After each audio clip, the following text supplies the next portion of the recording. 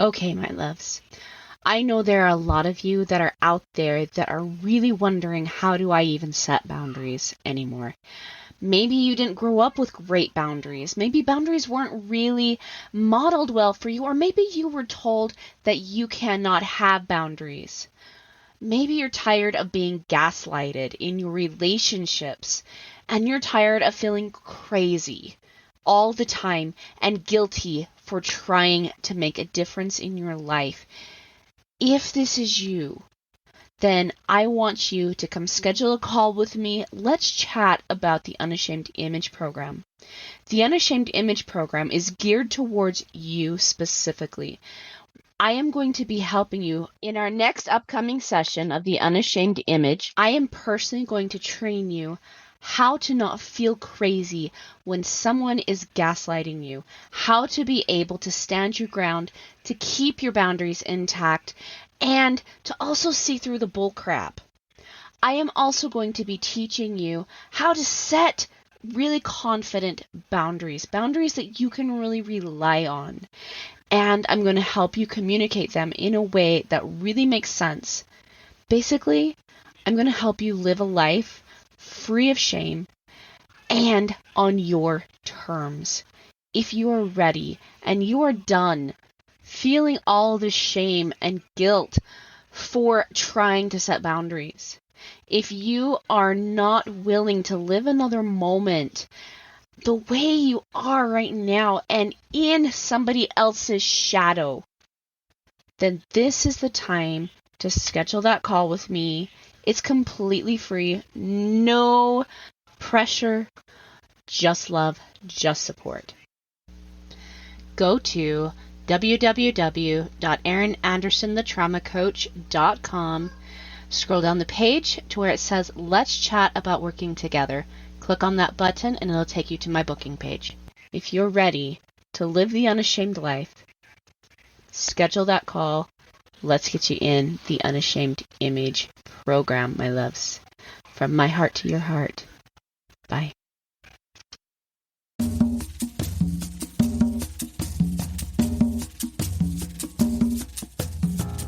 Hey everyone!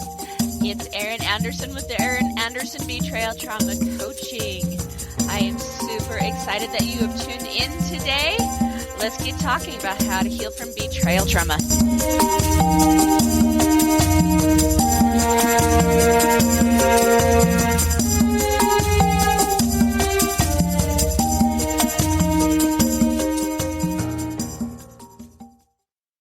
Welcome to the other side of the struggle.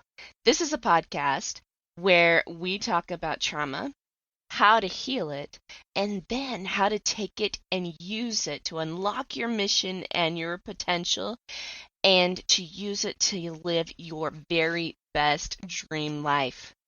When you're dealing with betrayal trauma, it can be hard to know how to heal it, how to stop the pain, and to know what your next steps are to take in your own life. And these are the questions that we try to answer here. Trauma has the ability to rob us of our joy and identity, which is why it's so miserable to experience. But with the right tools and with the right mindset, we can totally reclaim that joy and even use this trauma to strengthen ourselves, so that way trauma does not knock us off of our joy again. Living your dream life should be a non-negotiable, but trauma tends to try to negotiate that with you. And even though trauma is not something that we will completely ever be free of in our life, the pain is negotiable. This is why I created Erin Anderson Betrayal Trauma Coaching and this podcast, is because I want my listeners, I want my clients to live, truly live free from the prison that trauma can put you in. I want you to live on the other side of the struggle.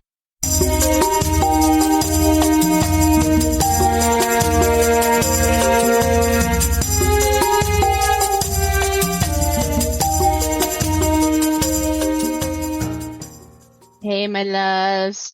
Welcome back to another episode of The Other Side of the Struggle. Okay, so I gotta be honest with you guys.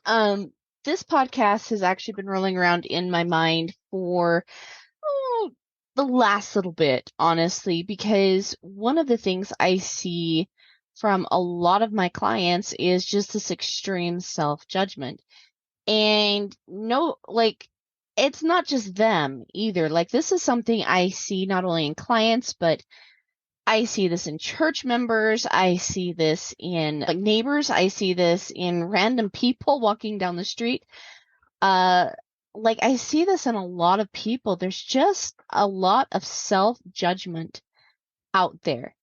And it's not always necessarily your fault either if this is something that you find yourself stuck in, right?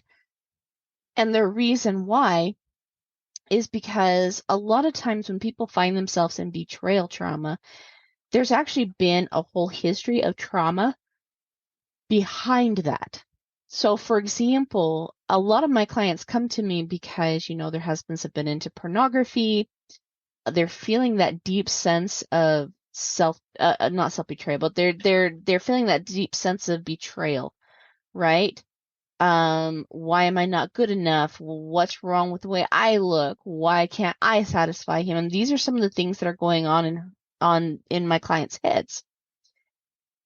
But every single time, almost without fail, if we kind of follow their story back a little bit, there's usually some type of childhood trauma or some type of developmental trauma earlier on.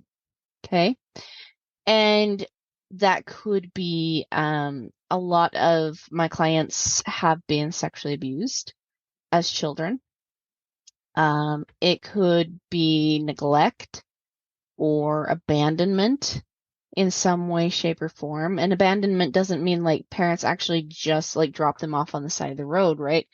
It often means like, the child was feeling very, very vulnerable, crying, wanting some help, wanting someone to sit with them in the emotion and comfort them, and the parent dismisses the emotion, pushes it away, tells them to stop crying, right? I mean, we get those kinds of things a lot, and those types of things do create a type of trauma as children. So, what do we do about this, right?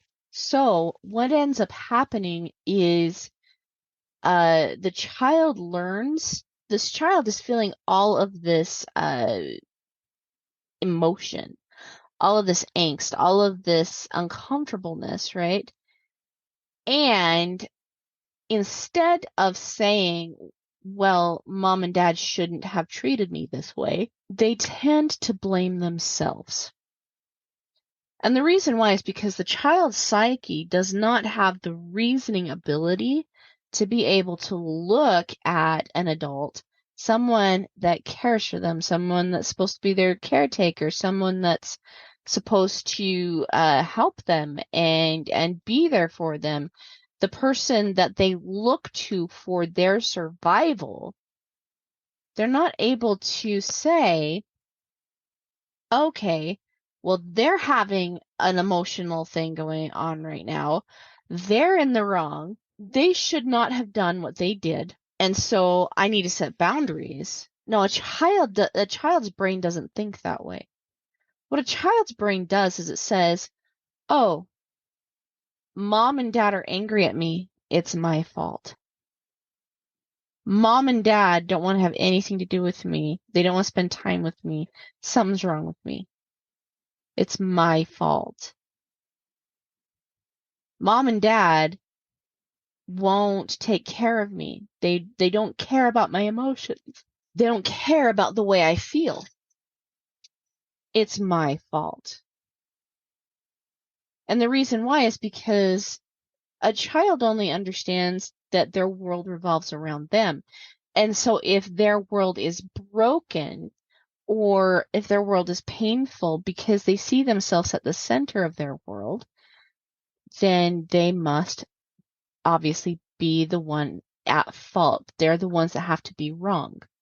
Okay? And this follows us into adulthood.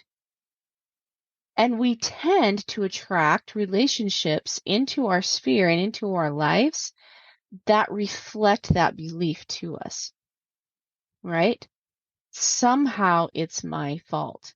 If my husband's looking at pornography, it's my fault. If my children aren't doing what I feel like they should be doing because it's for their best interest, then somehow I'm the bad mom. And so that behavior has been learned at an early age, but it's never been resolved, and so it does turn into a self-judgment when betrayal comes our way. So what do we do about this? How do we heal this? Well, I want to give you 3 steps today, and they're actually really simple steps to help stop the self-judgment. Okay? Because in order for you to actually heal your trauma, be able to move forward with your goals, and to be able to create the life you want with the resources you want, the self-judgment has to stop. It's actually a self-sabotage. When you sit there and say that you're not good enough, you don't deserve these things, something is fundamentally wrong with you. And until you fix what's fundamentally wrong with you, you don't deserve all of this goodness, right? And I've seen this a few times in the people I've coached, right? When you sit there and say those things, it is literally the highest form of self-sabotage. And so when you get into, the childhood trauma and betrayal trauma, then you turn around and actually start to get into self-betrayal. And that needs to stop right now. That is not something we want to do. And it's not your fault. Like I said, if that's something you're dealing with, this is totally not your fault. This is something that has been a learned behavior, right? And so we get to forgive ourselves very quickly. We need to set the boundary, and this is your first step, set the boundary that stops here. Okay? I remember actually when I realized like the thoughts I was actually having about myself. I was walking up and down my sidewalk by the side of my house, and I was on a phone call, like some sort of a training phone call. And I can't remember the whole details of what exactly happened, but I was sitting there saying, "You stupid fool, what is your problem? Why can't you do anything right? You're such a failure. You're just going to fail at this again." All of these like really mean things in my head. And I stopped for a second. I was like, holy cow. I don't feel very good right now. Like I feel a ton of shame. I am feeling a ton of self-judgment. And just FYI, guys, shame is actually the opposite of godly sorrow. Shame is something that's going to keep you in a very, very nasty cycle for a very, very long time. Because again, remember, we don't deserve these things. However, when we start saying to ourselves, hold the horses, this is something I can change. I am not going to speak to myself that way anymore. I am so very sorry, self, that I was causing you so much pain with my words. I am so very sorry, self, that I had such horrible thoughts about you.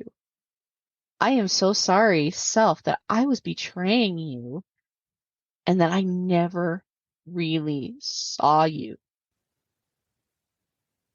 See, one of the things I hear a ton from my clients is that they really would like other people to cherish them, other people to see them, other people to really acknowledge that they have a voice, other people to really hear them, right? To not dismiss their experiences, not dismiss their emotions. But what they're not understanding is they're often doing these things themselves. And the thing is, the reason why we've got to set the boundary with ourselves that we're not going to talk that way to ourselves. This is actually where the boundary comes from when we don't allow other people to speak that way to us either. You cannot expect or even intend for someone to treat you better than you are treating yourself. People do it, yes, those are just fantastic people, right? But if you find that you have a lot of people around you that are not respecting you and not kind, not giving you the time of day, not really listening to what you're saying, the chances are somewhere down deep inside of you, you might be showing up that way for yourself too. And again, we're not going to judge ourselves for this, right? This is a whole podcast about stopping the self-judgment. No shame, no guilt. It's just bringing something to our awareness and being like, oh, I get it. I understand that this is something I am doing. Trauma teaches you to hate yourself, to judge yourself. And in order to unravel trauma, you have to be able to unravel this self-judgment, believing that you don't deserve any better. And once in a while, I've even kind of had a couple of really fiery clients where they get really angry really quickly. And granted, if you've been dealing with trauma and betrayal most of your life, anger is going to accompany that, right? So again, no judgment at all on you if this is something that you're experiencing, okay? But oftentimes, as we peel back those layers of self-judgment, there is as we peel back those layers of anger, that's what I meant to say.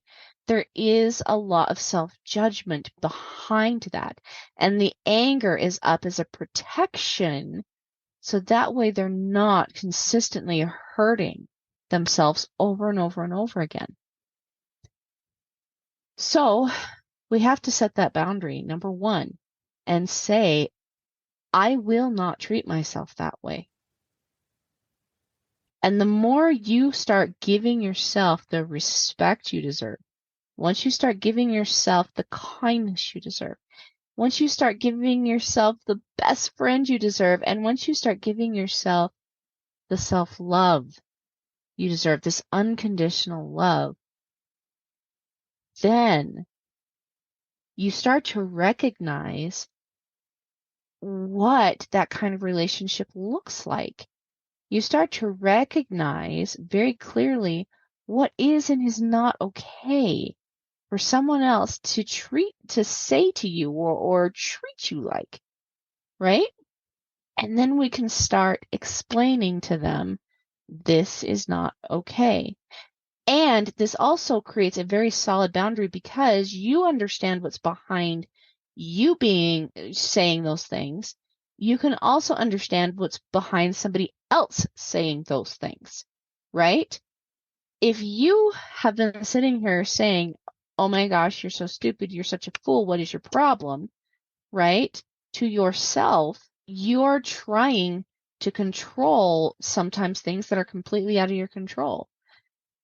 Or you're trying to push results on yourself that are not yours to gain. Or maybe you're trying to force results to come too quickly to you. There's lots of different reasons, right? But when somebody looks at you and maybe says those same things, you can understand that that is not in alignment with who they are, because you're understanding that those words are not in alignment with who you are. We can literally say when somebody comes to us with those cruel words dripping right off of their lips and saying, it's unfortunate that you see things that way. I can see that that's definitely not something that would make you happy. However, you do not get to speak to me that way, and this is beneath you anyway. That kind of talk towards any other person is beneath you. Because you recognize that that kind of talk to yourself or any other person is beneath who you are. We get to set boundaries with other people once we start setting them with ourselves. And so if we want to get respect from someone, this is something we have to be able to give ourselves as well. Okay. Number 2, for every negative you think and hear, find 2 positives to say out loud. Okay. Now, you have a lot of negative forces that are fighting you. There's not a single person on this earth that doesn't have this problem. Okay? We've got good and evil seriously coming at us all the time. And so oftentimes these voices that you hear in your head are not even your own voice. But they're so good at mimicking our voice. They're so good at putting all of this evidence in front of us, right? They're so good at all those things that we often take it as our own voice. But honestly, if we're going to be like super raw and honest with ourselves, we would never treat ourselves in a way we don't want to be treated by someone else. A lot of the time, I'd even say 99% of the time, the voices we hear in our heads that are not kind are not our own voice. That's actually the result of entities working against you and working on you. And so what happens is when you witness and just simply hear like the negative thought, and you stand up and say 2 positives, you are training your brain to actually hear the truth. Your brain is wired to listen to your voice and your voice alone first. The reason why is because it is the voice it is heard the longest and the most. Now, granted, you might say, well, no, the first voice the baby hears is its mother's voice. While that's true, you eventually move away from mom. You are not with mom all the time. It is your voice that you hear most of your life. And therefore, your brain trains itself to hear your own voice, your own speech. This is why our words matter.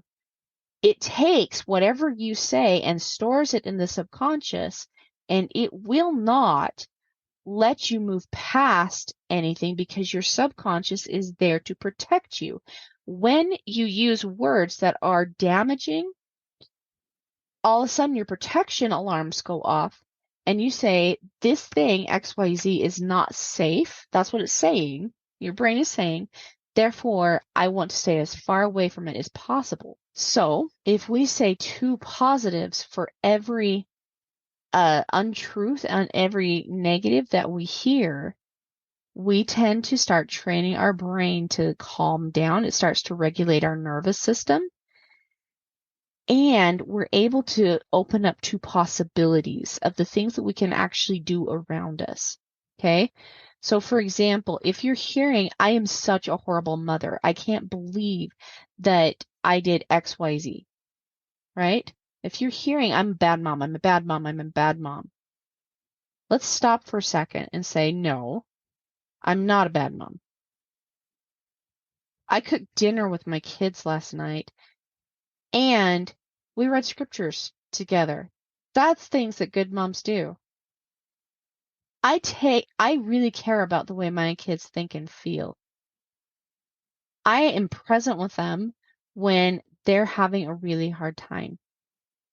My mind is constantly thinking about how I can improve for them. All of those things are true. The bad mom piece, not true. We might feel broken, and sometimes that comes out on our kids, but that's what we get to share with them.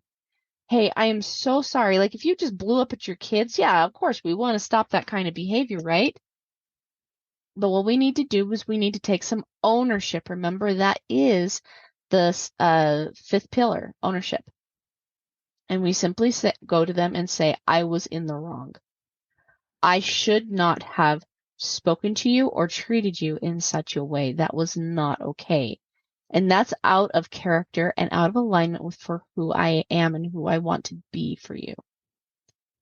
I just had a lot of big emotions today. I really needed some space.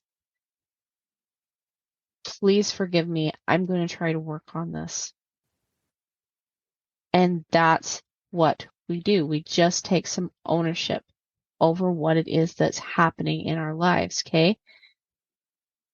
Not saying that kids are resilient. I don't want to dismiss their experience either. No, we definitely shouldn't be screaming and yelling at our kids, right?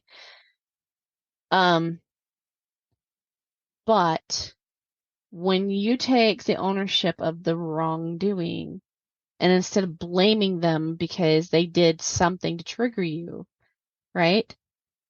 That helps establish a certain type of trust because they want to know that you're going to take what they felt seriously, what they went through seriously.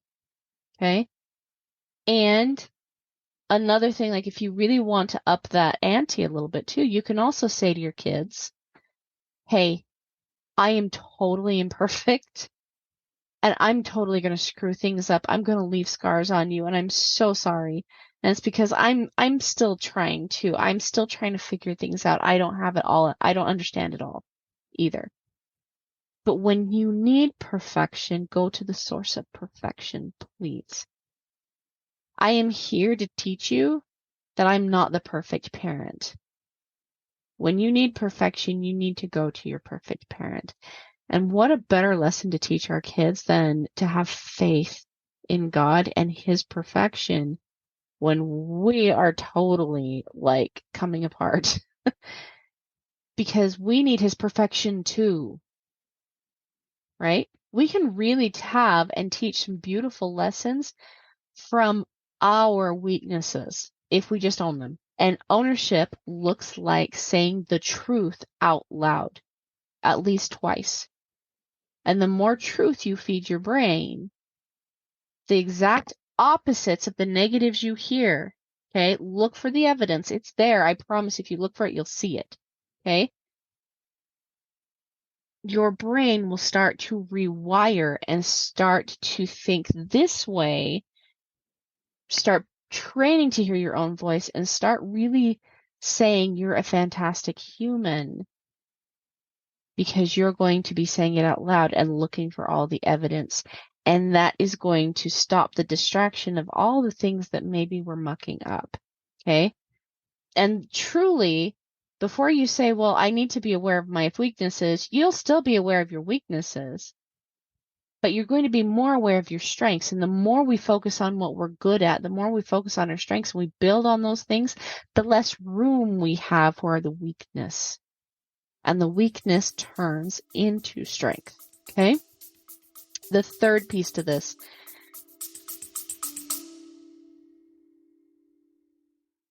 So how do you feel about boundaries? It's a legitimate question. A lot of people come to me really struggling with this concept. They often feel guilty for setting boundaries, or they're not sure about even what a boundary is. You know, they've heard the term, set the boundary, things like that, but that's really confusing for them because it's not something that's well taught in our society nowadays, right?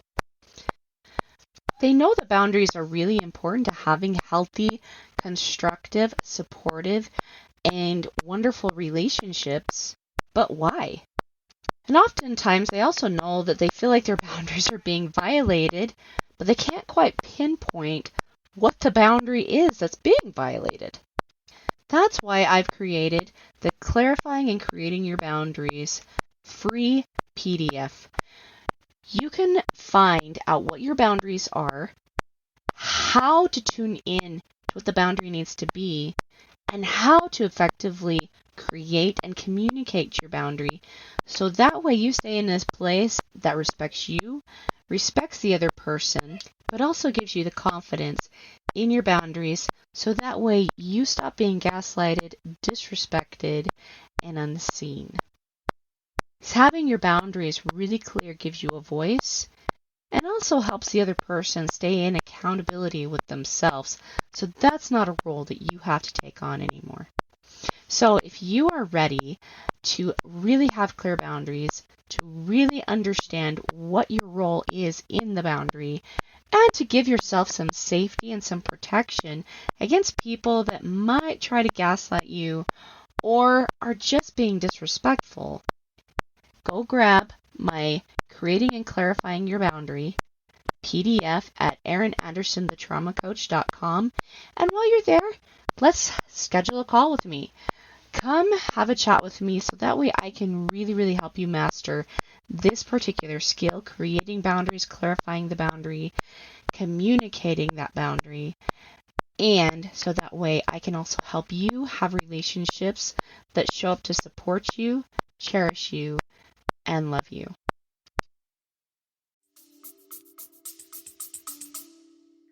Take self-care seriously. If you're struggling with self-judgment, you're also struggling with self-care. I guarantee it. If you want to stop the self-judgment, you've got to really take what you're feeling seriously. Okay? That doesn't mean you're going to blow up on everyone. Matter of fact, it's an invitation to slow down.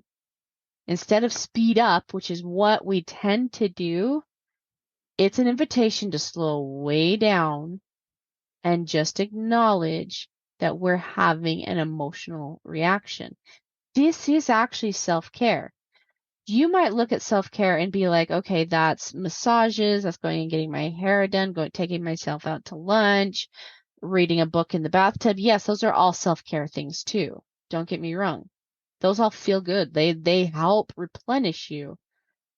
But it's also self-care to sit with yourself when you're having an emotional reaction instead of trying to push it away. That is not what we want to do. That is not what we're here for. We want to be able to sit with ourselves. Science has actually proven that it takes 90 seconds for emotional, like any emotion, to chemically burn out of your body. Okay? And so therefore, when you just sit with the emotion and we say things like, I see you, I hear you, I feel your presence, I know you're here, thank you for showing up, I'm going to get curious about why this happened, right? Sitting with yourself and just feeling without re-triggering the emotion or what happened or why it came up, it's an opportunity to slow down and just get curious. And as we get curious, we start to gain answers to what is happening and what we need to do. If we're stuck and we're like, I don't know what to do, that is an invitation to acknowledge your feelings, take some self-care, get curious. You know, for example, this is something that I've been doing now for a long time. It was something I had to learn. But I had something come up the other day where I had a really strong emotional reaction to it. And I was surprised because I'm really, really good at listening to my emotions, regulating my emotions, learning from my emotions, all those things. Like I practice what I preach, right? And so when I was having this really, really strong emotional reaction, I was surprised, really surprised. And so instead of speeding up and blaming everybody or like wanting to slug someone or scream and yell, and not that screaming and yelling is bad if you're doing it somewhere where, you know, it's not going to land on someone else, okay? But it was an invitation again for me to just slow way down and get curious. And as I got curious, I realized that there had been some conversations that didn't happen years ago that needed to still happen because there were things that were still coming up. I realized how there were certain key people in my life that I didn't trust. And if I was going to trust them again, I needed to be really, really honest about the way their behavior from years ago made me feel. I couldn't brush this off anymore. And so I had to have some difficult conversations. And what was amazing is once I had those difficult conversations with these key people in my life, that emotion died way down. And as I thought about what had happened in the past, instead of having such a strong emotional reaction, I felt peace. I knew that I had taken care of the problem. And so when I say take self-care seriously, it means care enough for yourself to be present with you when you're having an emotional reaction. It's important. Some other things about self-care, every person needs some time to ponder and reflect and get their mind in a good space, okay? I personally love to do this on walks. Walking is such fantastic somatic exercises because it gets both sides of your brain working in alignment with each other. And as both sides of your brain work, you're able to release a lot of trauma. Your nervous system relaxes and you start to feel a lot better. You start to process, you start getting answers, clarity, all of those things. Okay. That's another form of self-care. It is also important to give yourself the time of day. Okay. And just yourself. Nobody else infringes on that time. It's time for you and you alone. Okay.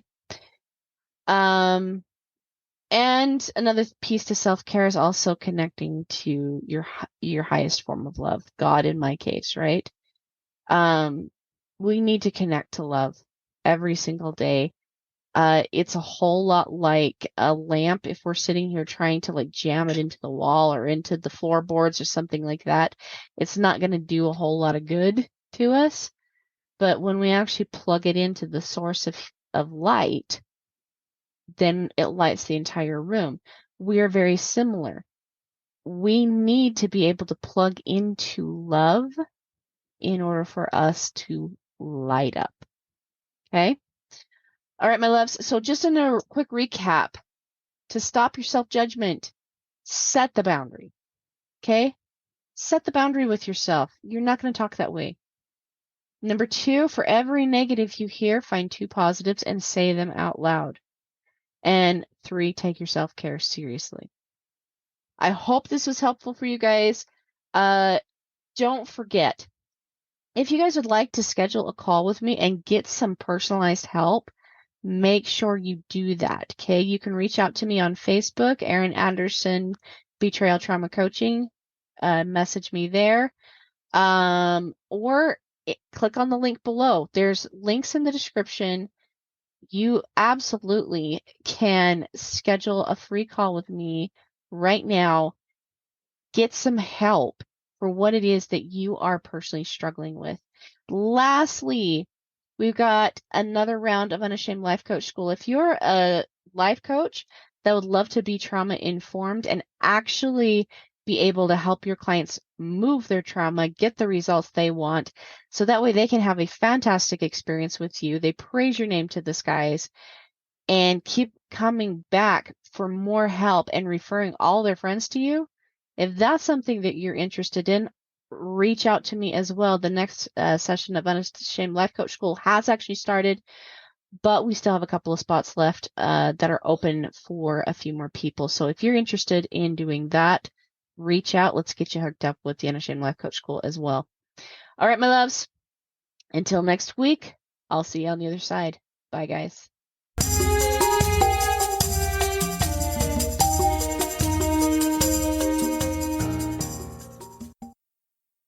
Okay, so I've got a question for you. Have you joined my free Facebook group or Instagram page yet? If you haven't, go and do that. And this is the reason why. I always post my freebies, updated information, and all kinds of goodies for my community in that page. I'm also really active. I post videos, I answer questions. So if you guys really, really want to get in and interact with me, go like me on Facebook, go join my group, The Other Side of the Struggle, Healing from Betrayal Trauma. Come find me on Instagram, Erin Anderson, Betrayal Trauma Coach, and come follow me because I always have something good there just for you, my audience, and I love connecting with you there. I also post anytime that I have groups going on. I talk sometimes about my programs. So if you guys are interested in working with me or even just following me and getting as much free content as you possibly can, go hang out in my group. Go connect with the ladies that are there. Also come and join Immune and Unashamed for those married couples that are following me, because in that group, me and my business partner, Kaisen Kidd, are also talking and offering some great content.